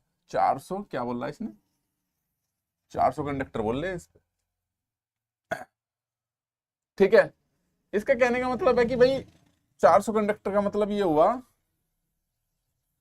वेव वाउंड है तो कनेक्शन इस प्रकार से रहेंगे। वेव वाउंड में 2 पैरेलल पाथ होते हैं। कितने रहते हैं? 2 पैरेलल पाथ रहते हैं। तो सिंपल सी बात है, उसने बोला होगा 200 कंडक्टर इसमें रहे होंगे और 200 कंडक्टर इसमें रहे होंगे, तभी तो 400 हो रहे हैं। इसने बोला है कि भाई मुझे जो सप्लाई वोल्टेज मिल रही, कितनी मिल रही है? 250 वोल्ट मिल रही है, 250 वोल्ट मिल रही है आर्मेचर से, 250 वोल्ट मिल रही। तो मुझे पता चल गया एक कंडक्टर की अगर मैं वोल्टेज निकाल लूं तो सिंपल सी बात है 250 बट्टे 200 बटे कितनी वोल्टेज मिली? अच्छा 250 ना, ये वोल्ट है, ठीक है। 250 बटे 200, ठीक है। तो इतनी वोल्ट मिल रही है एक कंडक्टर से, या इसे और भी तोड़ सकते हो आप, 2 ही कम 2, 1.25 वोल्ट है ना। 125 दूनी 250 एक कंडक्टर पे मिल रही। उसने बोला कि भाई मेरे पास अगर मैं इसे लैप वाउंड कनेक्ट कर दूं, तो लैप वाउंड कनेक्ट करने के लिए मुझे एक चीज तो तय है, ठीक है। लैप वाइंडिंग में पैरेलल पाथ कितने होंगे? 8 होंगे ना, मेजॉरिटी 8 होंगे ना। 1 2 3 4 5 6 7 और 1 8, इस तरीके पैरेलल पाथ कनेक्ट होंगे। मुझे तो वोल्टेज कितनी चाहिए? 250 वोल्ट चाहिए। तो कंडक्टर भी मुझे कितने रखने पड़ेंगे? हर एक पैरेलल पाथ में 200। तो 200 को 8 से इंटू कर दो, 1600 हो जाएगा। कितना हो जाएगा? 1600। आई बात समझ में? क्लियर है? बहुत बार आया हुआ क्वेश्चन है आपके पास, यहां से भी निकाल सकते हो। 100 तो 200 टर्न रहेंगे, 2.25 के हिसाब से, तभी 250 वोल्ट होगी। उसने कहा पैरेलल 8 पोल बनाना मेरे को, कौन सा? Lap wound. कहां है इसने? इसने लैप वाउंड। लैप वाउंड में 8 पैरेलल पाथ होते हैं, ए इक्वल टू लैप वाउंड के बराबर। तो 8 पैरेलल पाथ के लिए हमें क्या चाहिए? ये चाहिए। क्लियर है भाई? सिंपल सा सवाल था, पर लॉजिक लगाना था इसमें, ये सारे। लेकिन मैं बता रहा ना, ये सारी चीजें तभी आएंगी जब आपके पास क्या होगा भाई, कॉन्सेप्ट क्लियर कर रखे होंगे आप। इसने बोला है कि एक 6 पोल लैप वाउंड जनरेटर में 300 कंडक्टर्स होते हैं। 6 पोल में 300 कंडक्टर है, अच्छा। और इसने बोल दिया लैप वाउंड, और इसने बोल भी दिया कि हर एक कंडक्टर पे 6 पोल लैप वाउंड में 300 कंडक्टर है, हर एक कंडक्टर पे क्या है? 5 वोल्ट है। जनरेटर का ईएमएफ बताओ। इजी है। इसने 6 पोल है तो यानी कि 6 पैरेलल पाथ रहे होंगे भाई। तो अगर मैं निकाल दूं, ठीक है, कंडक्टर पर पाथ कितना हो जाएगा? टोटल 300 कंडक्टर है, और कितने पैरेलल पाथ होंगे? क्योंकि लैप वाइंड है, लैप वाइंड के लिए ए इक्वल टू पी बराबर पी रहता है, तो ए पी 6 है तो ए भी 6 रहेगा। तो डिवाइड बाय 6, एक पाथ के आगे 6 पंजे 30, 50 कंडक्टर मिल गए मेरे को, 50 कंडक्टर। इसने बोला एक कंडक्टर 5 वोल्ट बना रहा, तो 50 कितने बनेंगे? 5 पंजे 25, 250 वोल्ट। तो ऑप्शन हो जाएगा आपके पास 250 वोल्ट भाई। क्लियर है? 250 वोल्ट। नेक्स्ट क्वेश्चन पे आते हैं। कल वाले हमने न्यूमेरिकल्स वो सिंपल रखे थे क्वेश्चंस, अब है हमारे पास ये थोड़े न्यूमेरिकल्स वाला पोर्शन। अब देखो इसने क्या है कि शंट जनरेटर में एक शंट जनरेटर है, डिलीवर करता है 195 एम्पियर की करंट है, टर्मिनल वोल्टेज इतने हैं, the armature resistance and shunt field resistance are 0.02 and 50 ohm respectively, what is the value generated EMF. चलिए भाई पहले इसको समझ लो आप। इसने बोला कि भाई मेरे पास ये शंट जनरेटर है, क्वेश्चन में क्या क्या रहा है, इसने बोला कि भाई ये टर्मिनल पे 250 वोल्ट की सप्लाई दे रहा है, ठीक है, यहाँ पे कोई लोड है, और डिलीवर कर रहा है ये शंट जनरेटर, डिलीवर 195, तो 195 एम्पियर की करंट दे रहा है, लोड है आपके पास RL, ठीक है। आर्मेचर का रेजिस्टेंस जो है इसने 0.02 ओम बोला है, ठीक है, और ये वाला बोला है इसने 50 ओम।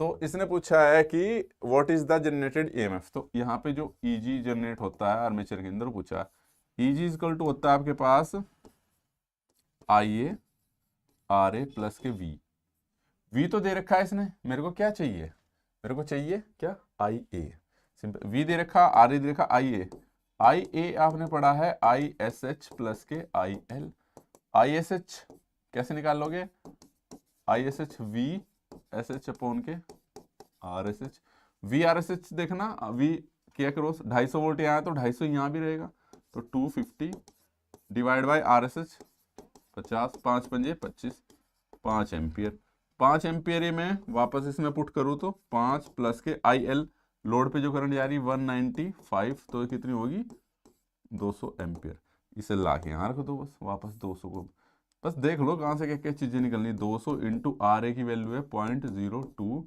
प्लस के 200 V का 50, तो ये हो जाएगा 2 दूनी 4.00, ठीक है, प्लस के 250 इक्वल टू 254 वोल्ट, यानी कि जनरेटेड ईएमएफ की वोल्टेज क्या रहेगी आपके पास 254 वोल्ट।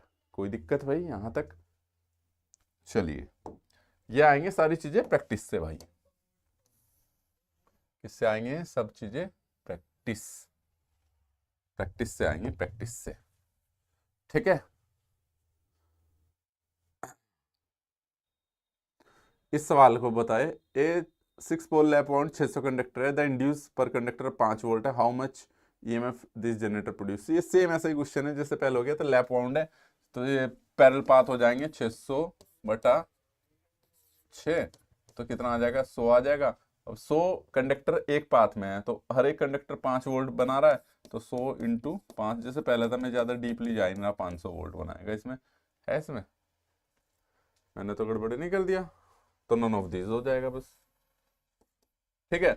एक बार मैं दोबारा चेक कर लूँ कभी, 600 कंडक्टर है, लैप वाउंड है, ठीक है, तो यानी कि 600 बटे वो एक पैरेलल पाथ में 100 कंडक्टर हो गए, और इसने बोला कंडक्टर पर कंडक्टर 500 बना रहा है, how much EMF will generate produce, तो 500 ही आएगा, वो इसमें नहीं है, तो ऑप्शन डी।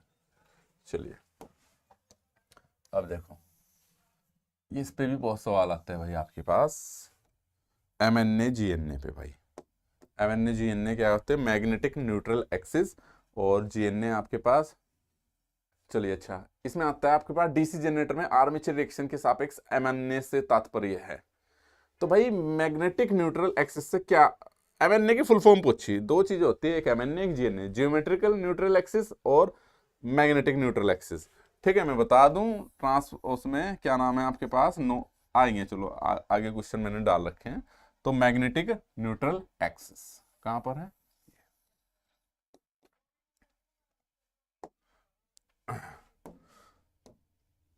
आगे क्वेश्चन आएंगे, मैंने GNA के डाल रखे हैं, उसमें बताऊंगा फिर बढ़ेगी घटेगी किधर क्या होगी, ठीक है, बाकी बता रखिए जिसने आर्मेचर रिएक्शन पढ़ेंगे आपके पास। इसमें है कि आपके पास शंट जनरेटर है, रनिंग कर रहा है 1000 RPM पर, तो जनरेटेड ईएमएफ 100 वोल्ट है, तो इफ द स्पीड क्या बोलते हैं 100 क्या है 1200 RPM the generated EMF. Simple सी बात है, मुझे पता है कि EG directly proportional to phi और N रहता है भाई, मुझे पता है, फाई को छोड़ दो फिलहाल, EG directly proportional to N, ये बढ़ेगा तो ये बढ़ेगा, तो मुझे पता है, इतना तो पता है कि 1000 RPM पे 100 वोल्ट जनरेट कर रहा है, 112 पे बता दो कितना होगा, तो इसको ऐसे लिख सकते हैं भाई, आरपीएम N1, ये है मेरे पास क्या बोलते हैं E1, ठीक है, तो ये N2 है और इसने E2 पूछा है। इक्वेशन यहीं से बन गई, E2 अपॉन के E1 is equal to N2 upon के N1। 1200 पूछा है, नीचे 1000 है, E2 है, E1 डायरेक्ट इधर ले जाऊं मैं भाई, ये 1.2 हो जाएगा, बस सिंपल सी बात है, 2 जीरो काट के, है ना। तो कितना आ जाएगा आपके पास 120 वोल्ट। यहीं से पता चल रहा था मुझे 120% की वृद्धि हुई, इसमें 20% की वृद्धि कर देते 120 वोल्ट। थोड़ा गणितक भी है। इसने पूछा कि DC generator is running N is equal to 1000 RPM if the flux change from 5 to 5/2, 5 से 5/2 हो रहा, what will be the new speed of N1। इसने बोला है कि यार देखो सिंपल सी बात है कि एक डीसी जनरेटर 1000 RPM पे चल रहा है, यदि फ्लक्स 5 से 5/2 हो जाए तो नई स्पीड क्या होगी। अब मुझे पता है कि स्पीड और फ्लक्स क्या है आपके पास, E directly proportional to 5N, और स्पीड और फ्लक्स इनवर्सली प्रोपोर्शनल है। मुझे पता है कि अगर मेरे पास EMF के लिए नई स्पीड क्या होगी, अगर मेरा फ्लक्स आधा हो रहा है और इसमें एक चीज बोल दी, समान EMF, समान EMF, मुझे सेम EMF चाहिए, तो भाई अगर मैं इसको रिड्यूस करूंगा तो सिंपल सी बात है, सेम E बनाने के लिए मुझे इसको इंक्रीज करना पड़ेगा।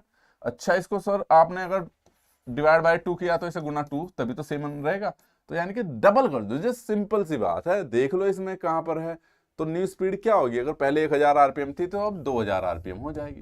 फ्लक्स के ऊपर ही तो निर्भर कर रही है चीजें आपके पास।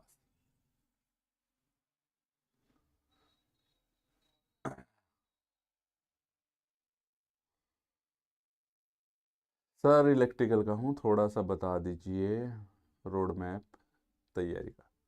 बेटा देखो, रोड मैप खाली इलेक्ट्रिकल का नहीं, चाहे किसी भी एग्जाम के हो, आपको एक सिलेबस दे रखा है, ठीक है, इलेक्ट्रिकल इंजीनियरिंग का हो, मैकेनिकल इंजीनियरिंग का, एसएससी का, उसमें टोटल मिला के 8-10 बुकें हैं।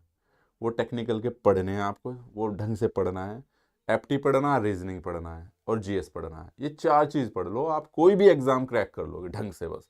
और ज़्यादा कुछ नहीं, एक बार में एक चीज़ पकड़ो कि सर मुझे इलेक्ट्रिकल में मैंने बता रखा है सबसे पहले कि सबसे पहले बेसिक इलेक्ट्रिकल पढ़ना है, उसे पढ़ो, उसके बाद मशीन पढ़ो, ठीक है। बुक बुक पर क्या नाम है, एमसीक्यू लगाओ, थ्योरी पढ़ो, लेक्चर देखो किसी टीचर के, ठीक है। उसके बाद उसकी तैयारी करो। मान लो आपने, इमेजिन करो आपने पढ़ लिया एसी सर्किट, अब एसी सर्किट आपने पढ़ लिया, समझ लिया, अब उसकी प्रैक्टिस करो, एमसीक्यू। यही एक प्रोसीजर है, इससे ज़्यादा और कुछ नहीं है। ऐसा नहीं कि हम कोई रॉकेट साइंस, सब लोग यही करते हैं भाई। कोई ये बोल रहा कि ये कर लो, वो कर लो, वो कर लो, सिंपल सा है, पढ़ना ही पड़ेगा आपको, इसका कोई शॉर्टकट नहीं है। दूसरा भी टीचर घुमा फिरा के कुछ भी कैसे बोलेगा इसी चीज को कि भाई पढ़ो, मेहनत करो, इसके अलावा कोई शॉर्टकट नहीं बेटा, ठीक है। और दूसरा चैनल है इलेक्ट्रिकल वाला, वो नीचे शायद लिंक होगा कि नहीं होगा, वरना कॉल कर लेना, वो लिंक भेज देंगे तुमको, उस पर मिल जाएगा आप लोगों को सब कुछ। इलेक्ट्रिकल के हो तो उस पर ज्वाइन कर लेना, टेलीग्राम चैनल वगैरह ना। चलिए, ये पता चल गया भाई। तो इतना बड़ा कोई रॉकेट साइंस नहीं, सिलेबस है, सिलेबस को पकड़ो, पढ़ो, किसी एक टीचर को अपना गुरु मान लो भाई, जो ढंग से पढ़ा रहा है, जिसका पढ़ाया हुआ तुम्हें समझ में आ रहा है, जिसकी भाषा तुम्हें समझ में आती है, ठीक है। कोई भी टीचर बुरा नहीं पढ़ा रहा है, मैं जहां तक देखता हूँ सब अच्छा ही पढ़ाते हैं, ओके। तो पकड़ लो, किसी के भी पूछ पकड़ लो बस एक बार, और पीछे पीछे चलते रहो उसके। डीसी जनरेटर है, 2 लेयर वाइंडिंग है। इसने बोला कि अब डीसी जनरेटर में 2 लेयर वाइंडिंग है, लैप, ठीक है। व्हाट इज द 4 पोल, क्या बोलते हैं, 18 कोइल्स। तो पोल पिच पूछा है इसने। तो पोल पिच क्या बता रखी भाई, मैंने वाइंडिंग का अलग से चैप्टर दे रखा है इसमें भाई, आप लोगों को पढ़ा रखा है मैंने। पोल पिच क्या है, किस में बताते हैं हम, स्लॉट्स में, नंबर ऑफ कंडक्टर में डिफाइन करते हैं। तो भाई इसने बोला 2 लेयर वाइंडिंग है, यानी कि डबल है, 2 लेयर वाइंडिंग है, यानी कि एक ही स्लॉट में 2-2 वाइंडिंग है मेरे पास।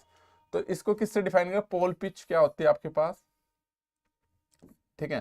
पोल पिच होगी आपके पास, अरे यार वाई पी से क्यों नहीं चल रहा भाई, डिफाइन करते हैं वाई पी से, ठीक है। तो क्या हो जाएगी आपके पास, कितने कोयल है आपके पास, 18, ठीक है। 18 कोइल है तो कंडक्टर कितने हो जाएंगे आपके पास, क्या बोलते हैं, कोइल है और 2 से कितने पोल है, 18/4 और 2 से कर देंगे इनटू, ठीक है। डबल वाइंडिंग है आपके पास, सिंपल सी बात है। तो कितने हो गए, 18 दूनी 36/4 9, ठीक है। तो पोल पिच क्या हो गया आपके पास, 9 आ गया भाई आपके पास। चलिए नेक्स्ट क्वेश्चन पे आते हैं। अब देखो ये बड़े इंटरेस्टिंग क्वेश्चन है। व्हाट हैपन, ये इस क्वेश्चन करोगे तभी भाई जब कॉन्सेप्ट पढ़ रखा होगा आपने, बिना कॉन्सेप्ट के कुछ नहीं आएगा, ठीक है। बिना कॉन्सेप्ट के तो बिल्कुल भी समझ में नहीं आएंगी चीजें, आप कितना पढ़ लो कुछ कर लो। डीसी जनरेटर के मामले में क्या होगा, यदि magnetic neutral axis in case of DC generator, ठीक है। व्हाट हैपन, हिंदी में कुछ ज्यादा ही complicated, what happen if the magnetic neutral axis, ठीक है, coincide with the geometrical neutral axis in case of DC generator. अच्छा, इसने बोला है कि भाई आपके पास ना, देखो ये मेरे पास आर्मेचर होता था, आर्मेचर रिएक्शन पढ़ लेना, एमएनए जीएनए का एक भी सवाल नहीं छोड़ोगे, मेरी गारंटी है। ये होता था मेरे पास जीएनए जियोमेट्रिकल न्यूट्रल एक्सिस और एमएनए मैग्नेटिक न्यूट्रल एक्सिस, ये दोनों कब सेम रहेंगे, सेम रहेंगे, ठीक है, नो लोड पर। किस पे, जब कोई लोड होगा ही नहीं, जब मेरे पास ऑल्टरनेटर पे लोड होगा ही नहीं। इन केस अब लोड बढ़ता है तो लोड बढ़ने पे मेरी एमएनए क्या हो जाती है, शिफ्ट हो जाती है, ये क्या हो जाती है, एमएनए शिफ्ट हो जाती है। याद रखना एमएनए शिफ्ट होती है, जीएनए वहीं रहती है भाई, ठीक है। और एमएनए पर ही मेरे ब्रुश रखे जाते हैं हमेशा, अगर ब्रुश नहीं रखेंगे तो स्पार्किंग होने लग जाए। क्यों होगी, कैसे होगी, वो मैंने सब थ्योरी लेक्चर में बता रखा है भाई, ठीक है, वहां डिटेल में बता रखा है कि क्यों होगी वो भी। तो यानी कि इसने पूछा कि भाई एमएनए और जीएनए कब सेम रहेगी, जब आपके पास कोई भी उस पर लोड नहीं रहेगा। क्यों नहीं होगा, ऐसा क्यों होगा, जब लोड नहीं होगा तो आर्मेचर में करंट नहीं फ्लो होगी, आर्मेचर में करंट नहीं फ्लो होगा तो आर्मेचर रिएक्शन नहीं होगा, और आर्मेचर रिएक्शन नहीं होगा तो एमएनए का कोई वर्चस्व रहेगा ही नहीं, है ना। आई बात समझ में। तो एमएनए लाइन क्या होती है, जो आपके पास आर्मेचर से फ्लक्स गुजर रहा होता है उसके परपेंडिकुलर जो लाइन खींची जाती है उसे एमएनए बोलते हैं, ठीक है। चलिए अच्छा, कहां थे हम। तो जनरेटर डिजाइन की गति पर चलता है, नहीं, generator runs at overload, generator is no load, तो there is a no load on generator, तो option C is a right answer. कोई दिक्कत, ठीक है। और ये जितने क्वेश्चन में करा रहा ना, इन्हें भी तुमने ढंग से कर लिया तो भी काफी कुछ कर आओगे भाई एग्जाम में, तो भी काफी कुछ कर आओगे। चलिए अच्छा, इसने पूछा है कि भाई किसी डीसी जनरेटर में पोलरिटी को विपरीत किया जा सकता है, ठीक है।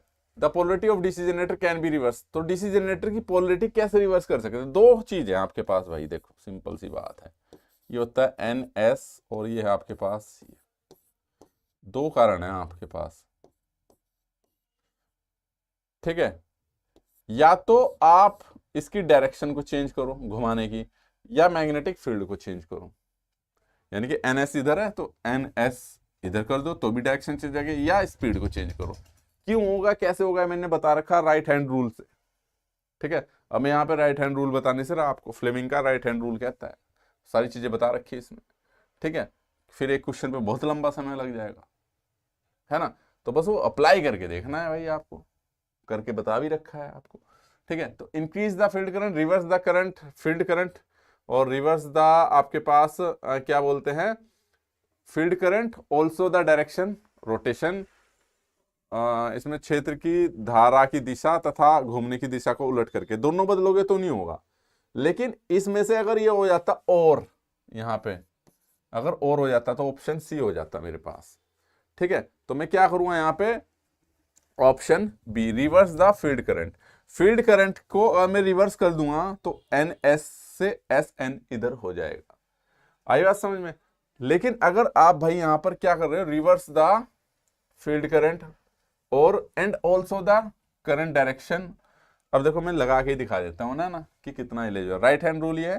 राइट हैंड रूल क्या कहता है भाई, आपके पास की मेरे पास ये आपके पास जो फोर्थ फिंगर है ये मैग्नेटिक फील्ड को दिखाएगी, और ये वाली जो फिंगर है मेरे पास, ठीक है, ये इसमें इंड्यूस ईएमएफ को दिखाएगी, और ये थंब है इस पे लगने वाले फोर्स को। तो यानी कि इसकी डायरेक्शन अगर मेरे पास ऊपर की तरफ है, इस वाले कंडक्टर की बात कर रहा हूँ मैं, इस वाले कंडक्टर, इसकी डायरेक्शन मान लो ऊपर का मतलब इस पे फोर्स ऊपर की तरफ लग रहा है, यानी कि मेरी साइड लग रहा है, इधर को घूम रहा है। ठीक है, तो इसमें इंड्यूस ईएमएफ ये रहेगा।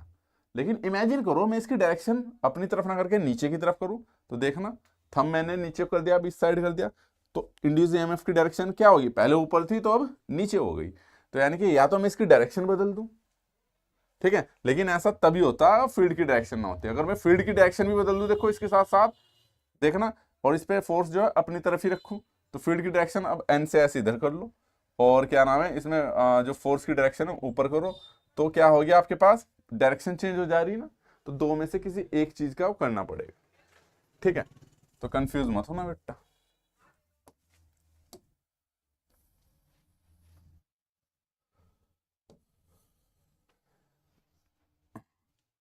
चलिए नेक्स्ट क्वेश्चन पे आ जाते हैं आपके पास। Critical speed of DC shunt generator is speed. बाकी मैंने बता दूं इन चीजों को बिल्कुल थ्योरी लेक्चर में बिल्कुल एनिमेशन के साथ बता रखा, एनिमेशन के साथ, तो चीजें क्लियर हो जाएगी। हो सकता है अंगूठा की उंगली समझ में ना आई हो, है ना, हमारे भी नहीं आई थी 9वीं 10वीं में जब हम पढ़ रहे थे, क्या बता रहा है यार गुरुजी, क्या इधर वो इधर उधर, है ना, लेकिन तब दिमाग कम था, उस तरीके से काम नहीं करता था। Critical speed of DC shunt generator is the speed below of which.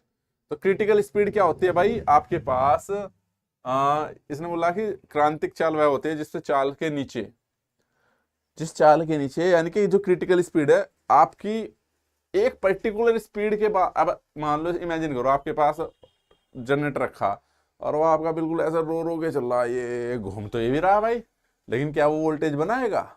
आपने जितने भी ऑल्टरनेटर देखे होंगे वो बहुत तेजी से घूम रहे होंगे, फट फट फट फट फट फट फट, है ना, तभी बना रहे होंगे वोल्टेज। इमेजिन करो वो ऐसे चलने लग जाए बहुत स्लो स्लो स्लो, तो क्या वोल्टेज बनेगा, नहीं, क्योंकि जितनी सफिशिएंट रेट ऑफ कट चाहिए हमें मैग्नेटिक फील्ड का, वो एक लिमिटेड स्पीड के बाद ही होता है।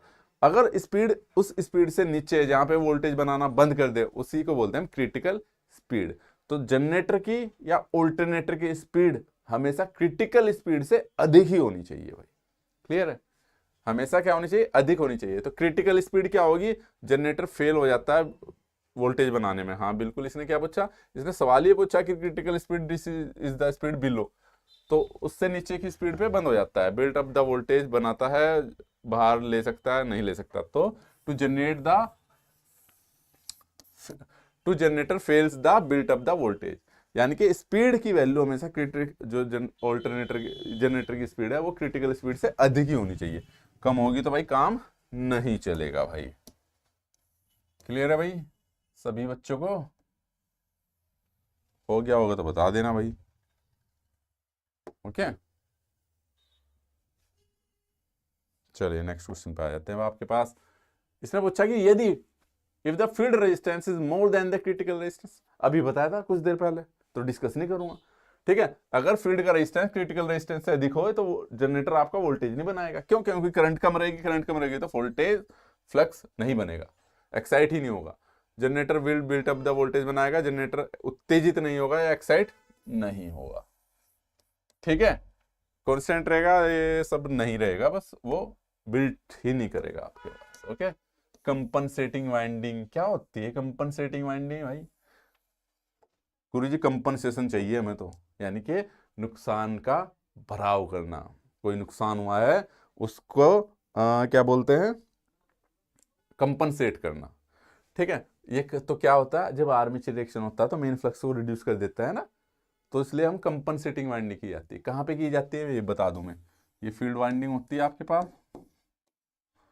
ठीक है, तो इसके पोल पे की जाती है, ये आर्मेचर होता है, ठीक है, यहाँ पे इंटरपोल्स होते हैं छोटे छोटे, ये भी आर्मेचर रिएक्शन को कम करने के लिए किए जाते हैं, ये भी पोल की वाइंडिंग में आर्मेचर रिएक्शन को कम की जाती है। तो ये किस तरह कनेक्ट होती है, आर्मेचर के साथ सीरीज में कनेक्ट रहती है भैया, किस में कनेक्ट रहती है, आर्मेचर के साथ सीरीज में कनेक्ट रहती है। आई बात समझ में, ठीक है, सीरीज में क्यों करते हैं, क्योंकि आर्मेचर के कारण ही तो करंट बढ़ता है, आर्मेचर के करंट बढ़ता है तो फ्लक्स बढ़ता है, तो इनको इस तरीके से डिजाइन किया जाता है कि आर्मेचर के फ्लक्स को के प्रभाव को कम करे। ठीक है, तो देख लो इसमें कौन सी धारा वहन करती है, आर्मेचर, चाहे इंटरपोल्स हो चाहे ये हो, तो इनमें भाई धारा आपकी क्या रहती है, आपके पास आर्मेचर करंट रहती है, इंटरपोल्स में भी इसमें भी। कोई दिक्कत यहां तक, चलिए नेक्स्ट क्वेश्चन पे आ जाते हैं। ये सारे क्वेश्चंस भाई बुक में अवेलेबल है हमारी, एक एक क्वेश्चन मिलेगा, वहीं से उठा रखे हैं मैंने, कहीं किसी और बुक से नहीं ले रखे। तो सारे बेहतरीन क्वेश्चन अवेलेबल है, निचोड़ है वो पूरे जेई की बुक का, कहने का मतलब ये है। ठीक है, पढ़ लोगे तो कोई भी पेपर फाड़ डालोगे आप, इतना है उसमें। फिर भी कोई दिक्कत तकलीफ हो फ़ोन कर लिया करो, हम अवेलेबल है आपके लिए। इसमें बच्चा shunt generator has the critical resistance of क्या बोलते हैं आपके पास 200 ओम एट द स्पीड ऑफ क्या बोलते हैं 800 RPM. If the generator increase the 1000 RPM what is the change of critical field resistance. तो भाई क्रिटिकल रेजिस्टेंस आपका स्पीड के डायरेक्टली प्रोपोर्शनल रहता है, तो इसका फॉर्मूला रहता है आपका RC2 अपॉन के RC1 क्रिटिकल N2 अपॉन के N1, या उल्टा भी कर सकते हो।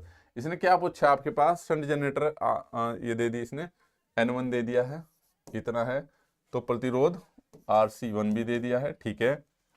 जनरेटर की स्पीड N2 है, तो जनरेटर का क्रिटिकल RC2 पूछ लिया, तो RC2 N2 कितना है 1000 अपॉन के 800 इंटू C1 को डायरेक्ट ले जा लूँ मैं इसको, है कितना था 200, इससे ये 2 जीरो कट गई, बस आपके पास हो जाएगा ये कितना आ जाएगा यार, इसको काटोगे तो अगर आप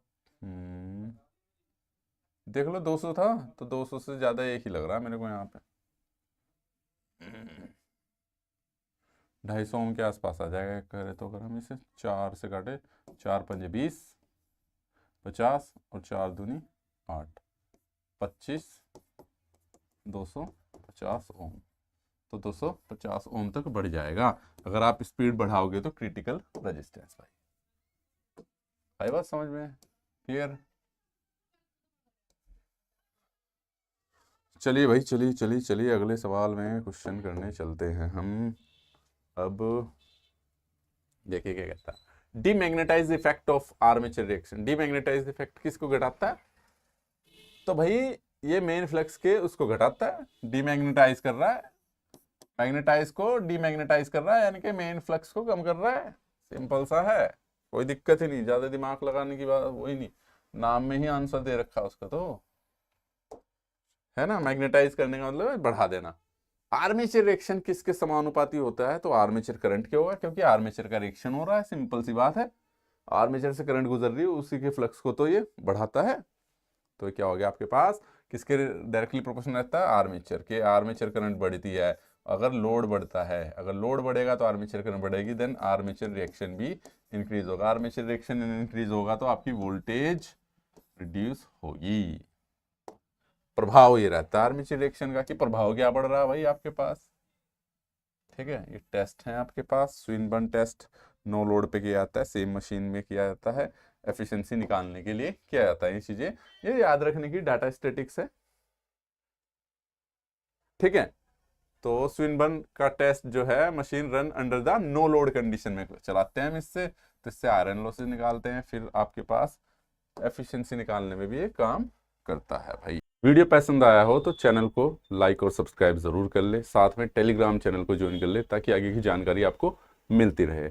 और जैसे कि मैं बता दूं, ये हमारे कुछ कोर्सेज हैं आपके पास, जो आपका बिल्कुल एग्ज़ाम के पॉइंट ऑफ व्यू से कराए जा रहे हैं, एग्ज़ाम का जो सिलेबस है उसके आधार पे कराए जा रहे हैं। जो बच्चा कोर्स में एनरोल होना चाहता है, ये कोल इंडिया का बैच है, इसमें SCCL, NCL, MCL या फ्यूचर में आने वाली जितनी भी कोल इंडिया की कंपनियां हैं, उनका कोई भी कंटेंट आता है तो उसमें ऑटोमेटिक ऐड हो जाएगा।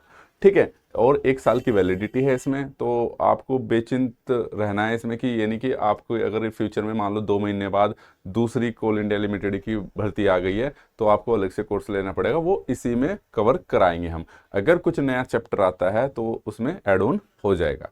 ठीक है, और कोर्स के अंदर ही बुक अवेलेबल है। मैं पहले बता दूं, जो बच्चा कोर्स ले रहा है उसे बुक लेने की ज़रूरत नहीं, और कोई बच्चा कोर्स में इंटरेस्टेड नहीं है, मान लो कहीं और से पढ़ रहा है, ठीक है, तो भाई वो हमारी बुक ले सकता है। बुक बिल्कुल सिलेबस के आधार पे बनाई गई है, पहले 2 चैप्टर इसके फ्री रखे गए हैं, ताकि आप उन चैप्टर को पढ़ सको, कंटेंट की क्वालिटी देख सको, कंटेंट किस तरीके का है, समझ में आ रहा है तो देख सको। तो सारे एप्लीकेशन पर ये मिलेगा कहाँ? नीचे वीडियो के डिस्क्रिप्शन में एप्लीकेशन का लिंक दे रखा है, एप्लीकेशन को डाउनलोड कीजिए, JEE Academy।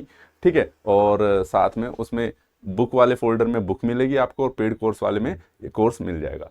साथ में बता दूं, ये मेगा कोर्स है हमारा, ये आपका 5 साल की वैलिडिटी के लिए है। इसमें काफ़ी सारे कोर्स कवर होते हैं आपके पास, जैसे कि PGCL, SSC JEE, RRB JEE या अदर स्टेट JEE, ठीक है, क्योंकि इनके जो एग्जाम पैटर्न है लगभग सिमिलर सा रहता है, ठीक है। तो जो लॉन्ग टर्म का सोच रहा है, इसमें वैलिडिटी 5 साल की लाइफ टाइम लिखी हुई है, तो 5 साल है, 5 साल में हमारा मतलब कि हमें लगता है कि बच्चा कहीं ना कहीं सेटल हो जाएगा, मेहनत करेगा तो डेफिनेटली सिलेक्शन हो जाएगा। क्लियर है? तो चलिए मिलते हैं आपको नेक्स्ट वीडियो में।